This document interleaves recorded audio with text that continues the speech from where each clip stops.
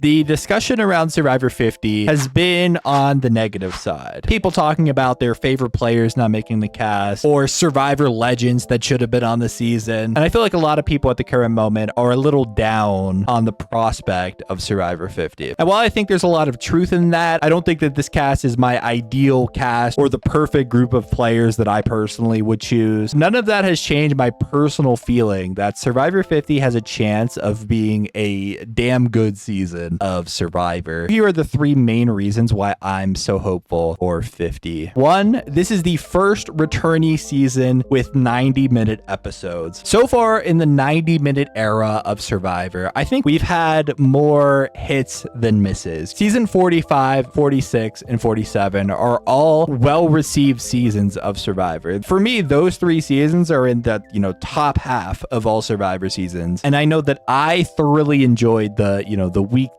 watching of those seasons. I think one thing that doesn't get talked about enough is the editing of the newer seasons of Survivor. I feel like in the new era, the editors have done a fantastic job at telling a coherent, accurate narrative of what's actually happening on the island while keeping us, the viewer, like kind of at the edge of our seats, each tribal. And I know you could point to, Survivor 48 and say, what do you mean? That was a very boring season. For me, I think the main problem with 48 was not the editing. It wasn't anything that production necessarily did wrong. For me, I think the actual game that happened on the island during Survivor 48 was just kind of a boring ass game. Like, it was really just one group of players sticking together, riding it out all the way to the end where one of them won it. And that was kind of the whole season. The underdogs weren't able to get their shit together. So we were left with a frustrating TV product where it's like, come on, guys, get it together and at least take a swing at this strong people alliance that are running the season. I don't know if production did anything egregiously wrong that season. You could argue casting, which I think would be a fair argument. But as far as like anything tangible on the island itself once the game started or in the editing room after the season, I don't think they did anything wrong. Long story short, my feeling is that 90-minute episodes only make for good Survivor, especially for those of us that are super invested in the show, that want to see more of the camp life, that want to see more of the strategic conversations. I think they've done a really good job over the last few seasons of actually showing us more of what we want to see. And 90-minute long episodes have been more of a strength than a downfall in 3 out of the 4 seasons. And so the idea of a returnee season, any returnee season has the potential of being one of the best seasons. Anytime you get a group of players that have already played before and understand what to do and have all gone through the Survivor experience before, and you bring them back for a season, they're going to come back and they're going to play very, very hard. But if you just look at some of the recent returnee seasons, you look at Winners at War. Imagine Winners at War with 90-minute episodes. Suddenly, all that time they spent on the edge of extinction and talking about fire tokens and all of that would have felt less like a time waste because there would have been more time in the episodes to actually show camp life and strategy talk. Or you look at,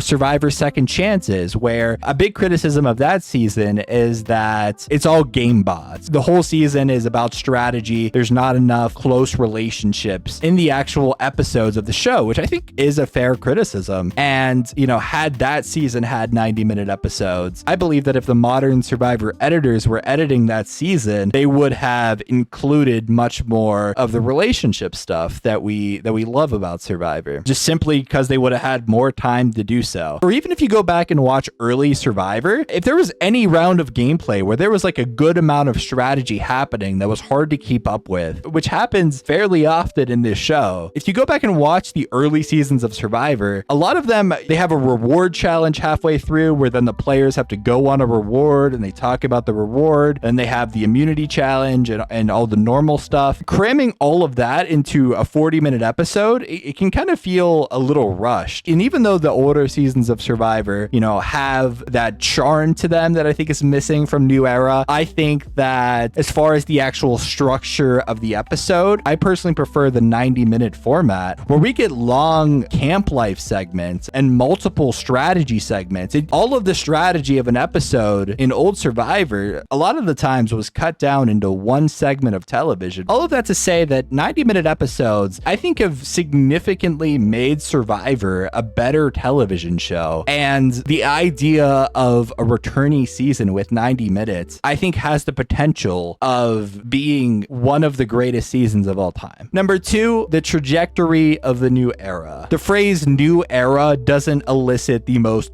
positive reaction in most Survivor fans. I think it's safe to say that the 40s as a whole is probably going to go down as a worse set of 10 seasons than the previous 10, but I think a lot of that can be attributed to the earlier new era seasons. I think when you think new era, you think of 41 and 42 and all the just bad, unfun, boring twists, like the do or die twist that basically skipped an entire round of gameplay at the final 7 and had the player that performed worse in the challenge play a game of random chance to determine if they went home or not. Or, you know, you think of the hourglass, which was, I don't even need to go into. I think that has to go down as the worst twist in Survivor history. Not only was it unfair to the players that won the challenge, it also was just unfun television because obviously Erica and Roxor were both going to break the hourglass. There was no actual decision. People have talked about this into the dirt. It goes without saying that the early 40s have just the most obvious issues on top of winners that were underserved in the edit, which made us feel like, how did this person win? So much time spent on journeys and people getting random trinkets that ended up having no impact on the game. There's a ton of fair criticisms about the early 40s, but I think it's safe to say that as the 40s have gone along, production has done a better job. Production is doing a better job at reducing these unfun, boring twists. There hasn't been a round of gameplay that was just so inhibited by the decisions of production in several seasons. And yes, there are still those journeys where people can go and try to win a trinket or end up losing their votes. But I think the impact of those journeys on the game has decreased as the 40s have went along. And also, you know, going back to the longer episodes, I think that back when there were 40-minute episodes, when you devoted an entire segment into the journey, then you have no time left over in the episode for the things we actually care about. And so for me, the choices that production are making have only gotten better and better and better as the 40s have gone along. And I think it could all be building up. All this momentum that's been building up could be leading to a great returnee season to cap it all off at Survivor 50. Number 3, the unpredictability of this cast. The Survivor 50 cast feels random. Some would say it feels disjointed, where you have a couple of big name legends from the past, you have a couple of random players from the 30s, and then you have this huge conglomerate of new era players where it's like, okay, what are we doing here? What exactly is the theme? What is the goal here? And I feel like that has left people with the feeling of skepticism of, oh, they don't know what they're doing. This season's gonna suck. But personally, I think it's impossible to predict how this cast is gonna interact with each other. What does Coach look like playing the game with Emily Flippett? Like, what does that even look like? Or Q and Stephanie LaGrossa having a conversation at the beach. It just seems wild to me in a way that has really piqued my curiosity. You know what I mean? Like, it's not, oh no, this cast is so all over the place. What are they doing? It's, oh, seeing this cast interact on my TV screen is going to be some wild stuff. My first video was, you know, predicting who's going to win Survivor 50, but I'd be lying to say if I had any clue who's going to win this season. I think there's a few people that I genuinely